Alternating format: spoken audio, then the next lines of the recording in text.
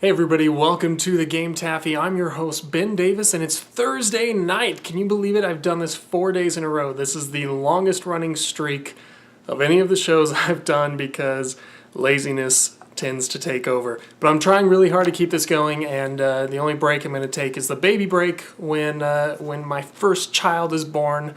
Hopefully that earned me a free thumbs up. This comes from Polygon by Megan Farokmanesh. Yesterday this came out that Riot Games is going to be limiting the streaming capabilities of their professional League of Legends players. So essentially what they want is for their League of Legends champions, their pros, their professional esports players to only stream League of Legends. They cannot stream any other game that's a competitive game. Now there's a bunch of rules for the League of Legends champions. For example, if you do illicit drugs, then you're kicked out. There's just a whole bunch of ethics rules that do kind of make sense. I mean, they want their players to be professionals, and good for them.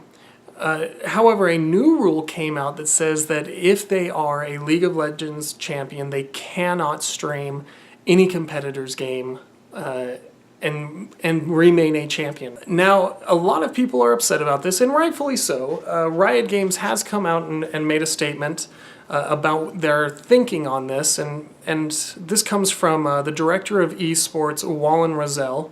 Similarly, you probably wouldn't see an NFL player promoting arena football or a Nike-sponsored player wearing Reebok on camera. Pro players are free to play whatever games they want. We're simply asking them to keep in mind on stream they're the face of competitive League of Legends. If these players are paid by League of Legends, then that's up to League of Legends for them to have that as their contract. However, if League of Legends wants to entertain the idea that esports is going to be a professional thing, and I agree, I want it to be a professional thing, they need to understand that tennis players who play at Wimbledon don't sign a contract that says you may play other tennis championships, but you may not appear on camera. So you can play the French Open, but you better not show up on camera. You never see the NFL say you can play any sport you want, but you cannot appear on camera if you are doing a charity golf event. That's ridiculous. That is stupid. And likewise in esports, the chief aspect of these athletes is that they are competent in video games. They're able to understand the matrix, if you will. And so when you say you cannot stream any other competitive game, you're essentially saying you work for us and our championship league is the only one that matters.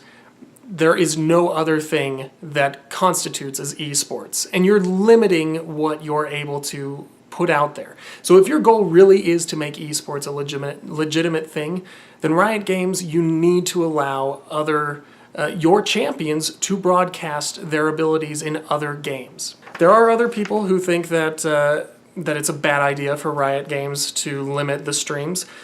Jasper Koning from Ronimo Games says, "We are disappointed to see Riot impose restrictions upon the spare time of its League of Legends Championship Series players. It's understandable Riot as a company wants to protect its interests, but the way they're doing it now is decidedly unsportsmanlike, anti-competitive, and it sets a bad precedent." Imagine if PlayStation or Xbox set up a contract with Twitch or Ustream that said, if you are going to broadcast the PlayStation 4 or the Xbox One, you may not ever broadcast on any other console or PC.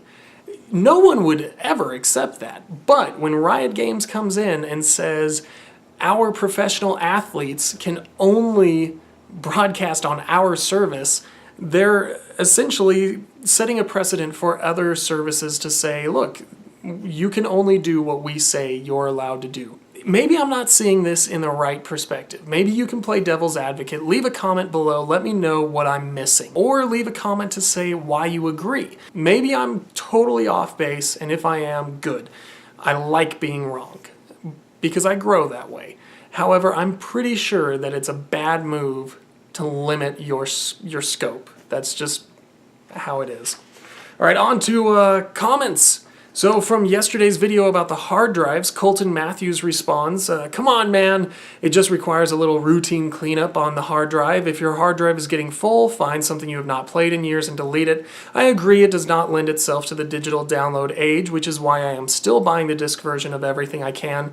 Then the reinstall is pretty quick. And that's a fair assessment. And when I had issues with my old PS3 hard drive, that's what I had to do. I would find a game that I wasn't playing, delete it, and then download the next PlayStation Plus game. Then I started to miss some of these old games. So I got the 1 terabyte hard drive and installed that, and when I started trying to put everything back on my hard drive, a few things had errors, but I don't know what they were because I would start installing and I'd make this huge, massive list of like 30 games to install, and then I would go to bed, check it out later, and it would say there was an error.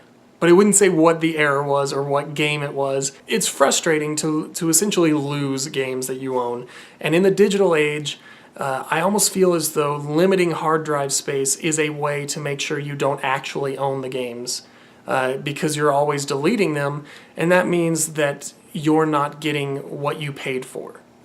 If that makes sense. I'm sure that Sony and Microsoft aren't sitting here thinking, we got them. They bought this game and played it and then deleted it. We fooled them. No.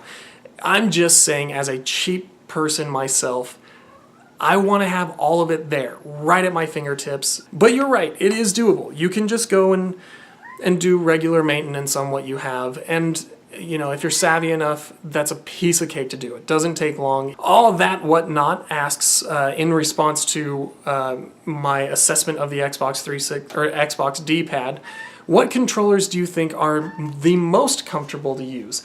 And I am a bit of a PlayStation fanboy, so I have enjoyed the PlayStation controllers for a long time. However, the PS4 gamepad, or DualShock 4, or whatever it's called, is the best. And it's got these concave triggers that really feel good in your hands. And on the PS3, my fingers would slip off of the triggers, and so I'd always remapped my shooters to put them as L1 and R1.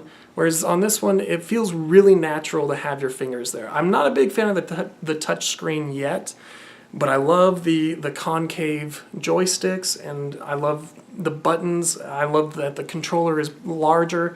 It's a very comfortable controller.